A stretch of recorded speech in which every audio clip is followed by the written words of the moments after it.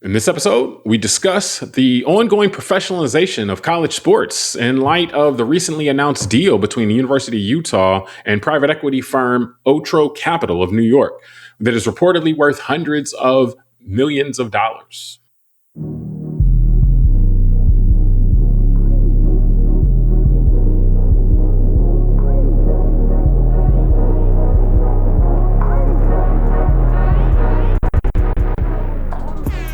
Hello, welcome to the Call Like I See It podcast. I'm James Keys, and joining me today is a man who's, when he's recording this pod, I gotta say, stop calling his phone. Tunde Ogunlana. Tunde, you ready to show the people what's good for today? Yeah, man. I'll turn my phone off too. That's problem solved. Yeah. All right. Now, before we get started, if you enjoy the show, I ask that you subscribe or like the show on YouTube or your podcast app. Doing so really helps the show out. And we're recording on December 16th, 2025. And Tunde, I know there's been big money around college athletics, particularly football and men's basketball for a few decades at this point. But I think many people still hold on to like a nostalgic and romanticized view of the college sports industry, so to speak. But this recently announced private equity deal between University of Utah and Otro Capital is really, if this isn't a one-off and it's the start of a new trend, I think we can unequivocally say that we've entered a new era of the college sports industry, professionalization type of era, where money and not higher education, at least from the athletic standpoint, is a guiding principle. Broadly, kind of laying the groundwork for what it is. It's been reported that University of Utah has entered into a first of its kind deal with Otro Capital, and they're going to form a new company, Utah Brands and Entertainment LLC, those two entities will jointly own. And the new entity will get a cash infusion from Otro, and they'll get the rights to the revenue for things that the athletic department, their games and stuff like that, and beyond, games and beyond, things that are involved with the athletic department and what the athletic department already does. They'll get the revenue rights to that, and with the goal of the new entity being able to better leverage and make more money from these athletic endeavors, that the university puts on. So, Tunde, John, that kind of just lays out the broad strokes. But what's your initial reaction to this private equity deal where University of Utah is essentially selling off a piece of its athletics? I would say my initial reaction is one of surprise because it's something new and not something I'm used to seeing, especially with my knowledge of private equity and that being adjacent to my profession in a sense. I'm pretty familiar with it. So to see a wealth manager, private equity enter in the space of a public university system type of environment generally. I know that there's a lot of private universities that have NCAA participation as well. Which is just an interesting kind of thing, right? Well, I would say, just for me, from an initial reaction standpoint, I feel like people have been fretting about the state of college sports, particularly people that are close to it, maybe whether it's the media that cover it or the hardcore fans. They've been fretting about where this is going to be terrible for college sports. Oh, the coaches switching jobs. Oh, the players getting paid. Oh, the travel. Like, people have been fretting about this for a while. As long as I've been following college sports, it's like new thing that happens is like, oh my gosh, this is going to change everything for the worse. But this actually does seem, this was the first time I'm actually like, oh, wow, this is a big change. Now, whether it's going to end everything, my mind doesn't really work like that, where I'm like, oh, no, this is going to be the end of the world. But this definitely seems like you go down the money path and, college sports, and we'll get into this, it didn't start off as a money generating endeavor. Like, hey, let's see how much money we can make by playing football or playing volleyball and so forth. And so that it's become that some of the sports have become very good at making money, or that there are things that people will watch, or people that will watch on TV and, become very valuable in the entertainment space, television entertainment space. It's kind of forced a change, so to speak. It wasn't what they set out to do, but it's become so good at something that now it's like, okay, other people, that professional money people now are like, hey, you got something here that makes a lot of money, and maybe we can help you out with that, and so forth. So to me, it's kind of like it's a sea change, but where it goes, I don't know, But it's just like, this is a sea change, but it's a result of the idea that this endeavor, this athletics thing, which may have been about promoting the school, may have been about building character amongst people, like the athletes, or bringing different people to the school and so forth, that at least part of it is just it's such a moneymaker now that it's almost left the plantation from that standpoint, or left the reservation, so to speak, where it's just like, oh my gosh, we got to do more with this because it's making so much money. And that's, kind of that's what we're looking at Yeah. right now.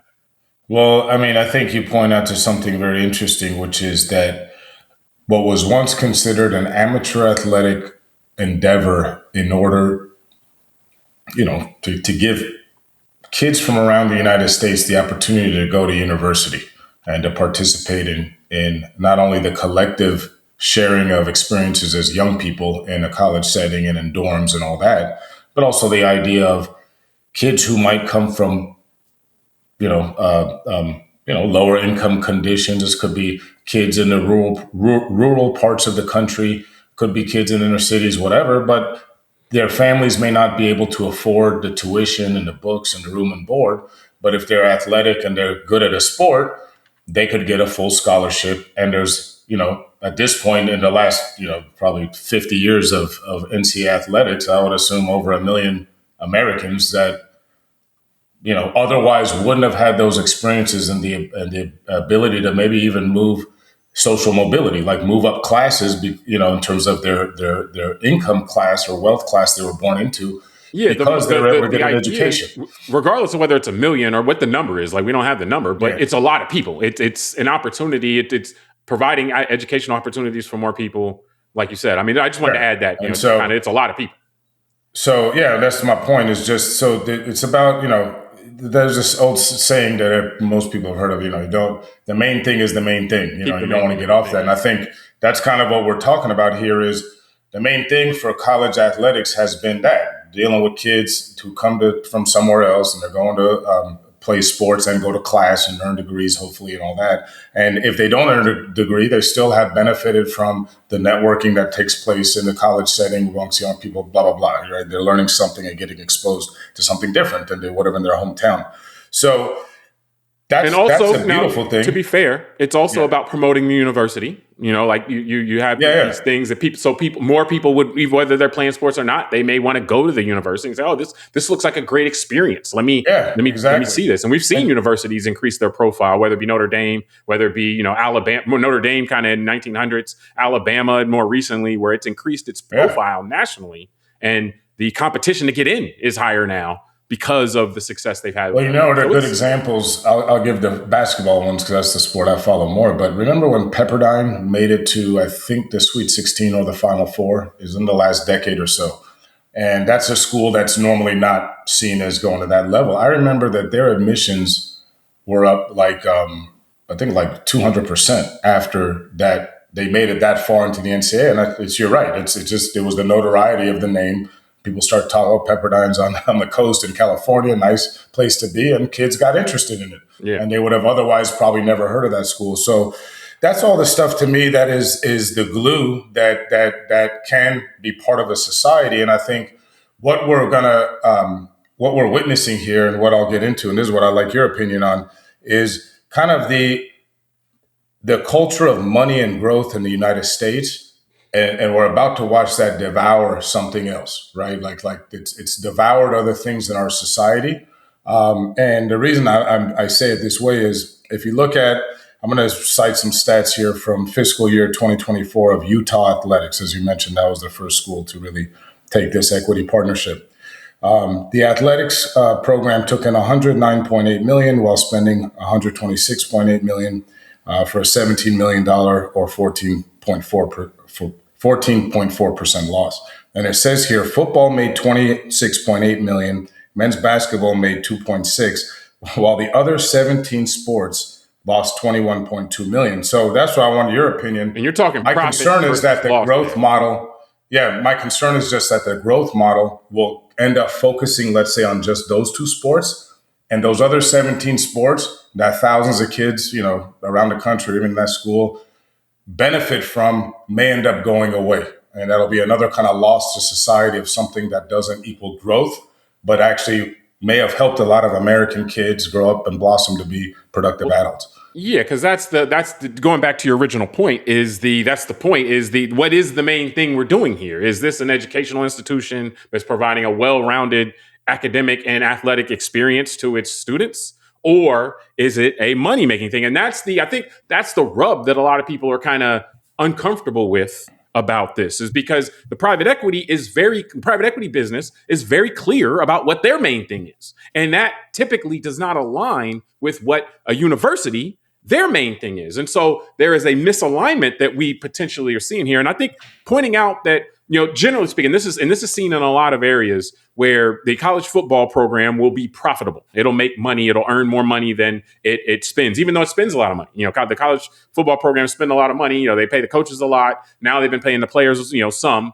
And even before that, they didn't have to pay the players before, so they were making even more money. They're building waterfalls and locker rooms and all types. They doing stuff with the money because it's a nonprofit. All right, we got to spend this stuff. So they've been making a lot of money for a long time. The basketball programs make much less, but still oftentimes will turn a profit. And then all the other sports run at a loss. And so if you're looking at that from a university perspective, and this gets to your point, if we're a university and we're looking at that, that's not a problem.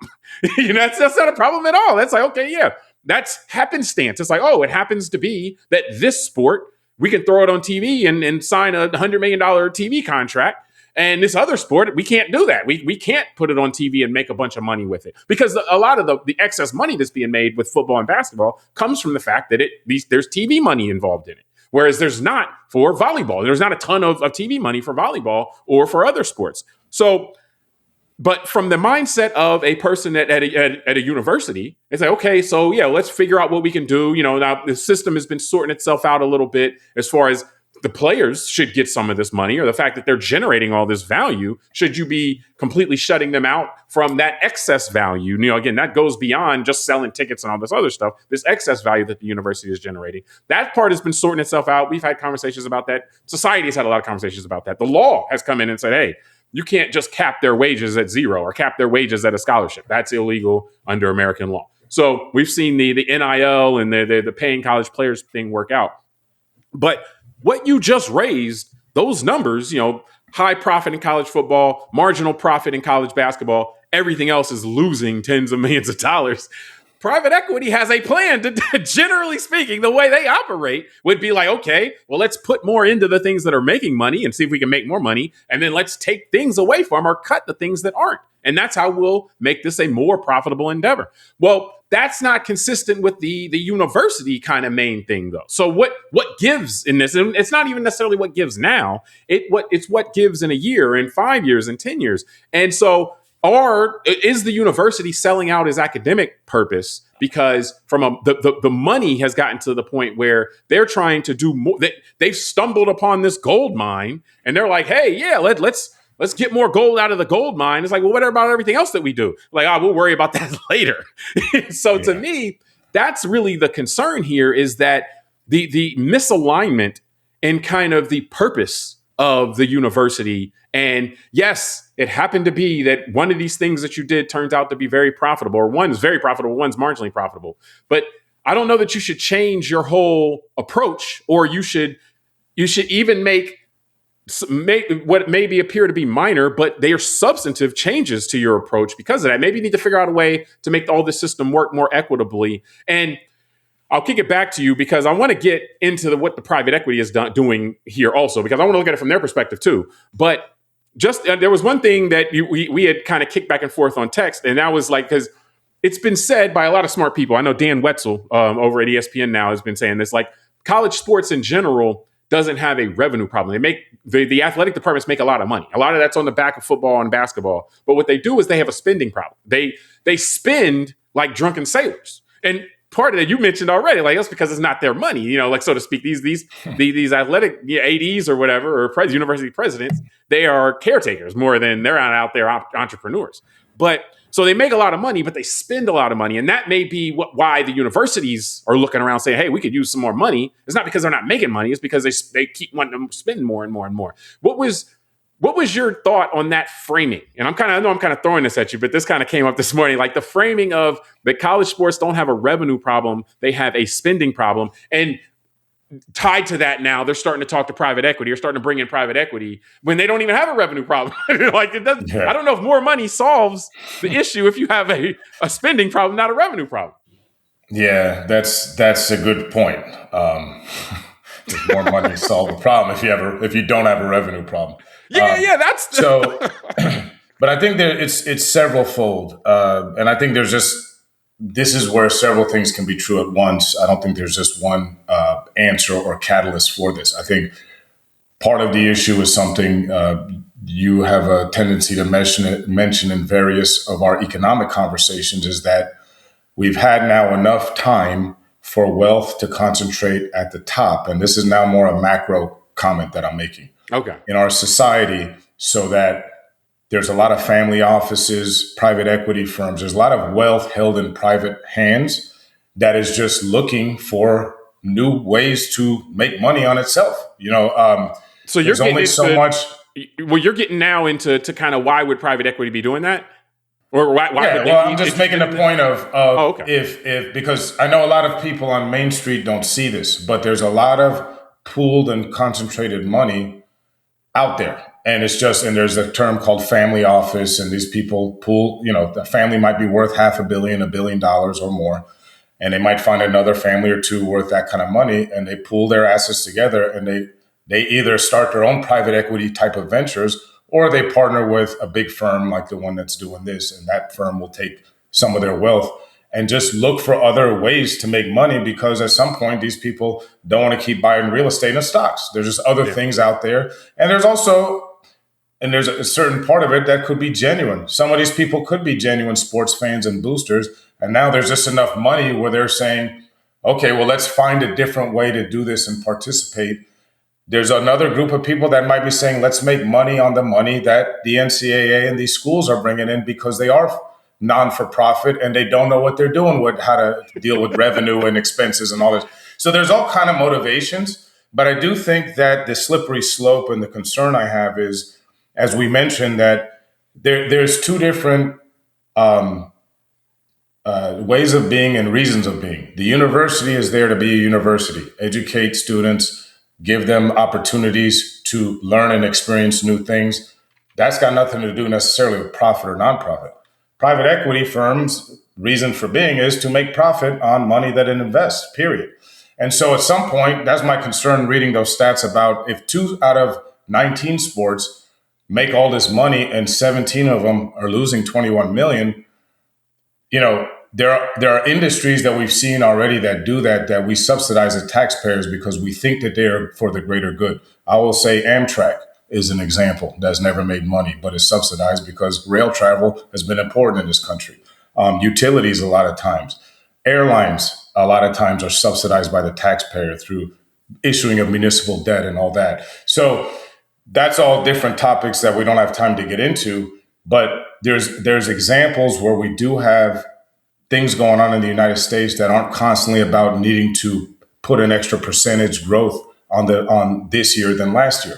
And I'm just concerned that where private equity has reared its head, whether we look at healthcare or education or other parts of our society, it seems that, profits get peeled out for a few who run these things.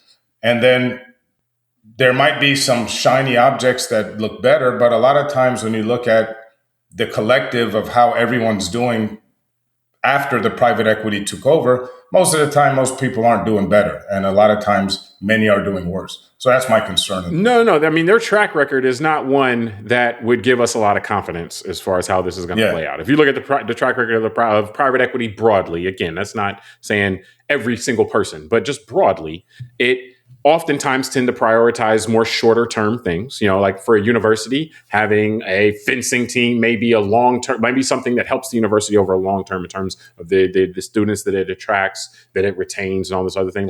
And that thing will never make money.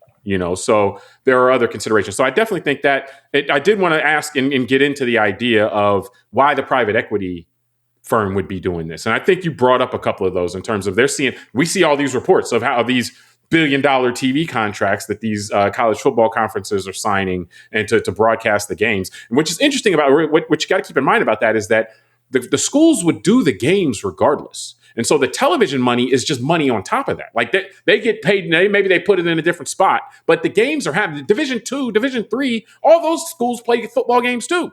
And but they're not getting billions of dollars for the conference to do it. So that's like money on top of, you get your ticket sales or, things like that, advertising in arena or in the stadium and so forth. So there's just this money that they're rolling in from nothing. And so I think that, the private equity had their eye on that. Like, hey, I'm sure they're making some. I'm sure with our expertise, these people don't know, like you pointed out, they don't know what they're doing. They're not there to make money, so I'm sure we can make even more. But the consideration of, okay, well, their idea of how they're going to make more may not and probably won't. And if you go by the track record of private equity, definitely won't consider what's good for the university over the long term.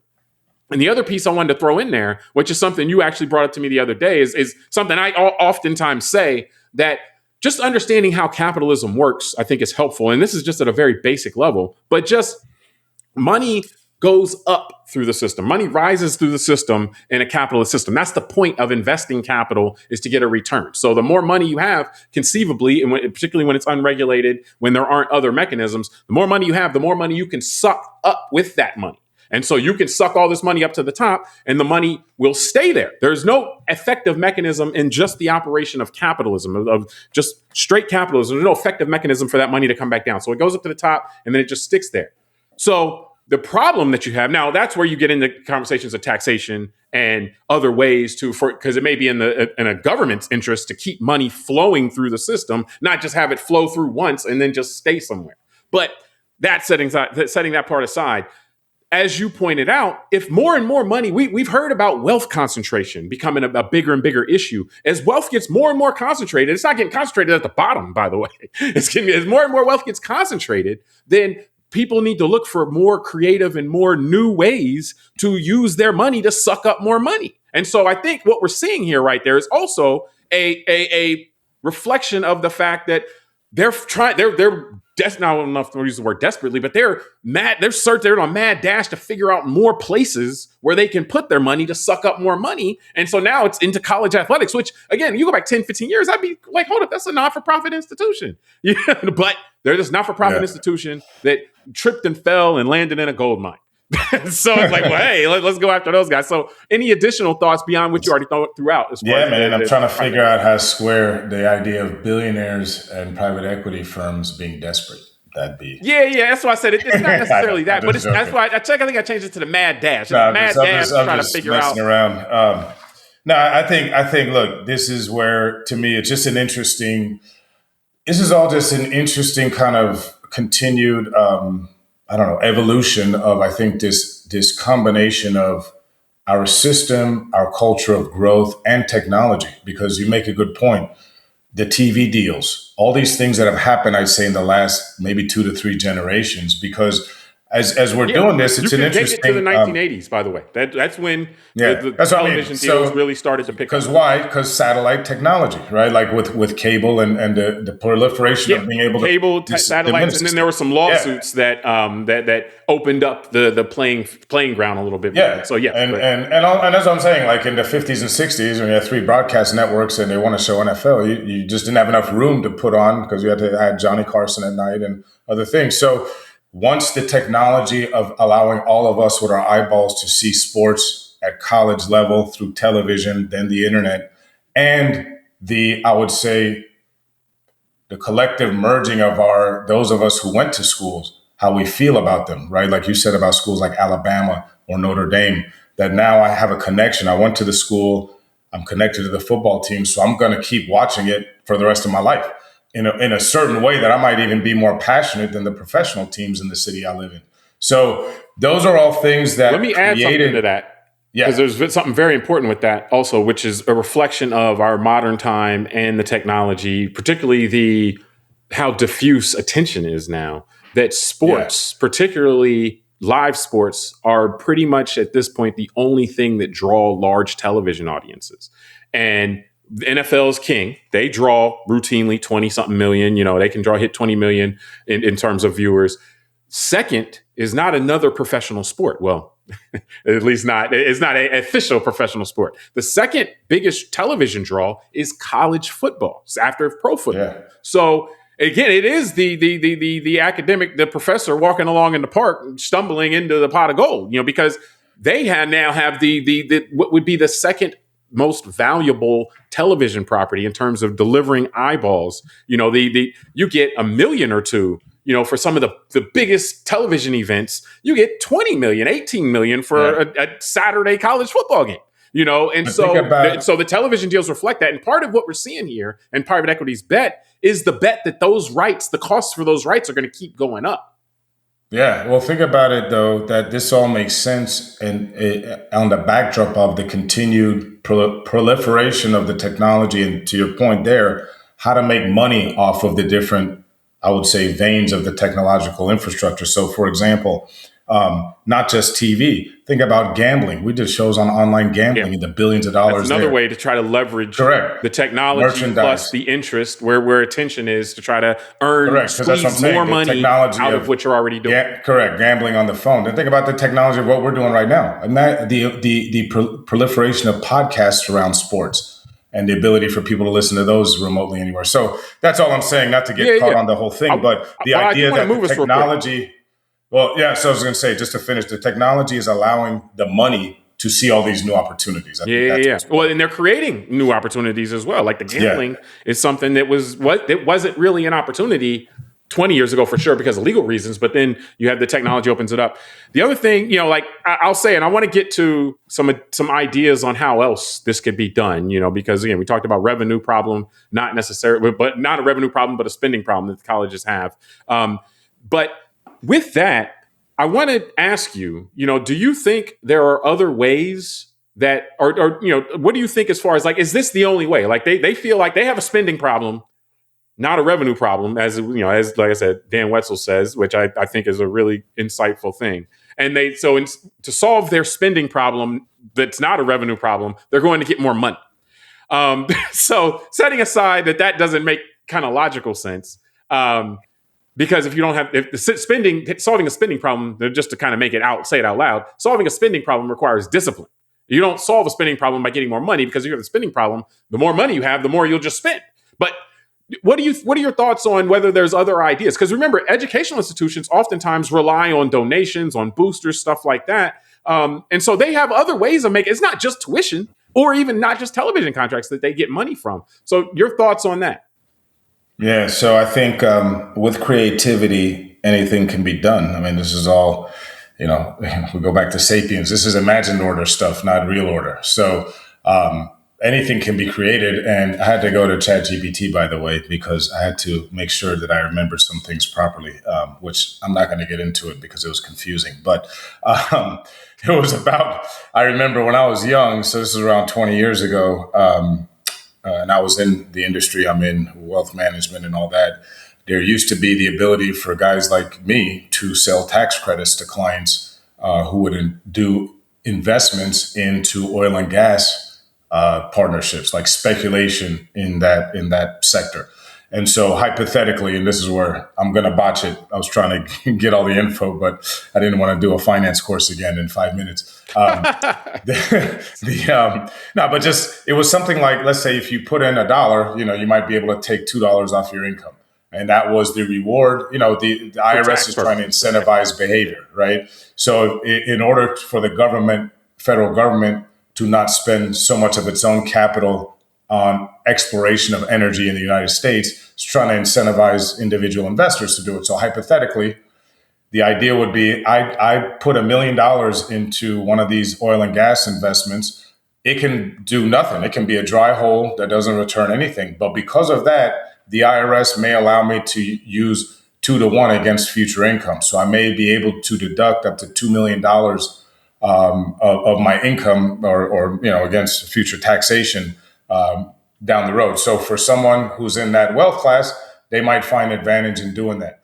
So my thought was, you know, we have this great history in college athletics of boosters and people, you know, donating on a monthly basis, $100 a month if they want or whatever. Just like you've said to me in private conversations, $500,000 and getting a library named after them, or just people. Yeah, there's a lot of, you know, that's part of the culture is people donate. These colleges have huge endowments a lot of times, you know, like that are based on in large part donations and stuff like that. So that structure. All these, I mean, how many? I mean, not even to get into all the universities near us that have buildings named after individuals, right? So it's the exact same thing. You're right, and And so the idea could be where you offer boosters, maybe like what if the IRS, again, legislatures could create rules where if you want to really, do this without including private equity, just allow the boosters to take a different type of deduction on their donation to a university and give them a 2 to 3 for one deal or something and like the that. universities are already nonprofits, in fact, by and large. Or and so it wouldn't even be that difficult to do something like that, I think, without creating a bunch of unintended consequences, it would seem like.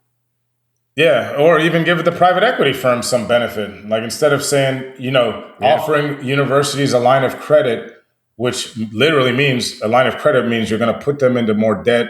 They're going to have to pay interest on it, all that. Maybe you could just give the private equity, hey, if you guys put in $500,000, we'll allow you to take $3 million off future, or $3 billion off future income or something. My point is just, playing that kind of game too, where maybe it incentivizes behavior, creates a culture within the wealth class or private equity class to just say, okay, maybe it's not for altruism and because we're just bleeding heart people, but we get an incentive if we donate money to these kind of universities, and it's better for our bottom line going forward. Yeah. So, I'm just saying that there's ways to think about this that could be different. That's all. Yeah. No, I agree with you. And I like your focus on incentives, because I actually am very pessimistic about this. And that is because I think the incentives, the reason we have the problem is because the incentives, or lack of consequences, I guess probably the lack of negative incentives, is glaring. Basically, if you take the premise that there's not a revenue problem, but there's a spending problem, then, and you can't solve that with more revenue necessarily. Now, one of the things what private equity would do is if they're coming in, they would implore, they would compel to the decision makers to have more discipline as far as the spending. But as you pointed out before, where that may be is not more discipline necessarily with the things that are making money, making profits, but more discipline as far as getting rid of the things that aren't, which we would not necessarily, would not be consistent with the kind of mission of the university on multiple different levels. The concern I have right now is a lot of the out of control spending. It's kind of like what we had with the real estate bubble a couple decades ago, where there's this belief right now, because of what I mentioned previously about the ability for college football particularly, but in some respects college basketball, to deliver eyeballs. And that has increasing value to television networks, because television networks have a really hard time getting people to watch stuff in the moment, not watch it, stream, watch it later on, skip the commercials and all. But how can we get people to sit down and watch something live? Sports solves that, particularly college football, pro football.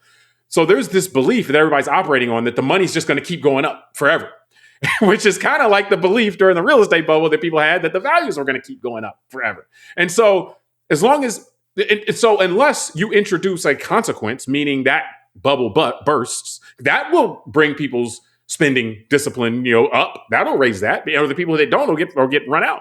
So that's one way, but that's a lot of pain. Ideally, we could try to figure out a way to increase, to tie consequences, either positive or negative consequences, with keeping spending under control. Because as long as the spending is the way it is, in fact, my concern here, the reason I am relatively pessimistic about this, is that it almost feels like the universities are the dupes here.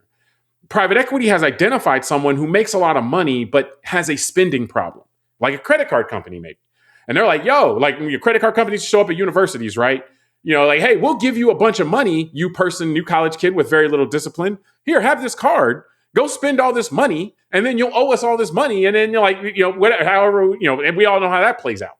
So it's like they identified that, hey, there's these people with this huge amount of money that don't know what to do with it, and they don't know how to control themselves as far as spending it. Let's get them indebted to us. So I'm like, oh my gosh, this is the craziest thing. So ultimately, what I think needs to happen is ways to come up with, whether coming from them. I mean, these are tied in with states a lot of times, coming ways to figure out how to solve the spending problem. And that's not necessarily saying, taking to the athletes and saying, hey, you guys generate all this money, we're just not going to give you anything. That's not the answer. There's still a way to treat people equitably, but figure out a way to get the spending under control. Because I think that's ultimately what needs to happen. We can't rely on this ever increasing revenue from television networks, societally. That just doesn't play out well normally. So any last thoughts before we wrap this up? No, I say you sound like one of these politics people talking Not like about you, we got man. to stop the spending. On a negative note, a pessimistic note, I call you glass half empty Tunde. I'm like, No, I think I you just had the think that positive. You were the glass half full guy today. no, I because it's all part of the same sucking sound that on the system. That this wealth money For is sure. just sucking more money out of other thing, and this is another seam in our society, as a little crack in our economy. They're like, oh, no one's in there yet. Let's go put ourselves all up in that seam and start sucking out of it.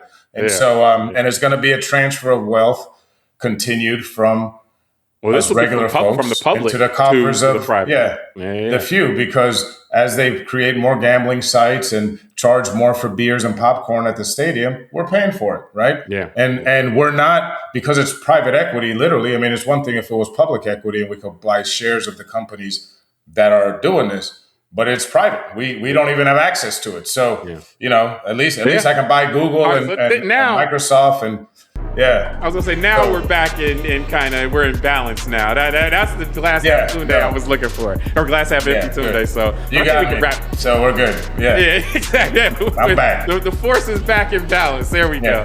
go. Took me 40 minutes, but I woke up. So Cool. Yeah. So yeah, we're gonna get out of this part. We're gonna have a second part for this conversation as well. So join us for that. And until then, we'll talk to you soon.